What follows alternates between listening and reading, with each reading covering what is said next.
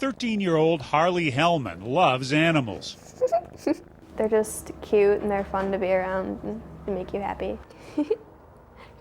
When she was 8, Harley started collecting blankets, food, and toys to donate to animal shelters around Cleveland. It makes me feel good about myself that I'm doing something to change lives. 1 cat litter, 2 rugs, a cone. With her mom's help, she's already donated 3,000 items. Put them right there. To do more, she decided to turn her charity, Blankets for Beasties, into a tax-exempt nonprofit. But that takes money a 13-year-old doesn't have. Hi, guys. Hi. How are you? Good, how are you? So she turned to Ari Nessel, who made a fortune in Dallas real estate. She was so sure of what she wanted.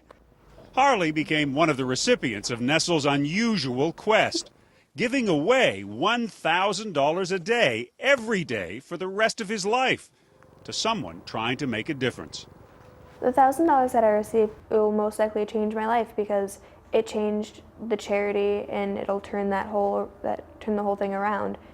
40-year-old Nessel created a foundation he calls the Pollination Project. It's the watering the seed that's going to grow and grow and grow. Instead of writing a big check to an established charity, he chooses someone just getting started to receive his daily $1,000 donation. One of the challenges with philanthropy is currently being done is there's such a disconnect between the givers and those who are benefiting from the work. He sent out his first check January 1st last year and has selected a new recipient each day since. He gave away his 447th grant this morning. That's $447,000 and counting. We've given out in the last year and a half grants in 42 different states and in 50 countries. In India, Raghu Makwana, paralyzed by polio, got $1,000 to deliver meals to people needier than he. Here he is, a man who has no legs, you think everyone else should be taken care of. And he would go every day, twice a day, in monsoons in 105-degree heat and bring them food. And we want to support that. Thank you. Another 1,000 went to Celia Zantz.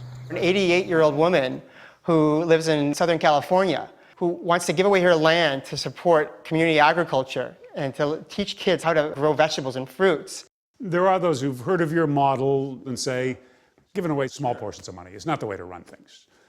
Pick one, give a big sum. My experience is that transformation happens on the fringes and in the micro areas, on the individuals. It doesn't happen on the large scale. It happens through all these people coming together in communities, and those communities coming together in larger communities until it becomes a movement.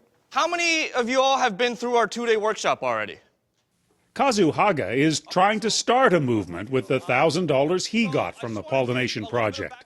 One of the reasons why we continue to come into county jails and prisons is because we know that if the violence is ever going to decrease in our communities, it's your voices that's going to help create that change. Haga trains prisoners and at-risk students to embrace nonviolence. I just don't react on impulse. I have time to take a minute and pause and really look at the bigger picture. He conducts weekly workshops at a San Francisco county jail. Our next generation don't have to be violent because violence is learned. So if it's learned, it could be unlearned. Ivan Montgomery, one of Haga's students, says the training has changed him. You're going to be different than that when you leave here because of Kazu?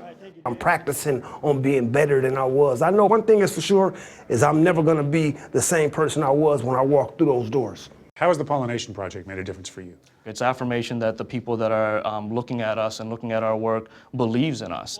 As small as a grant may be, it's really meaningful when we're starting off.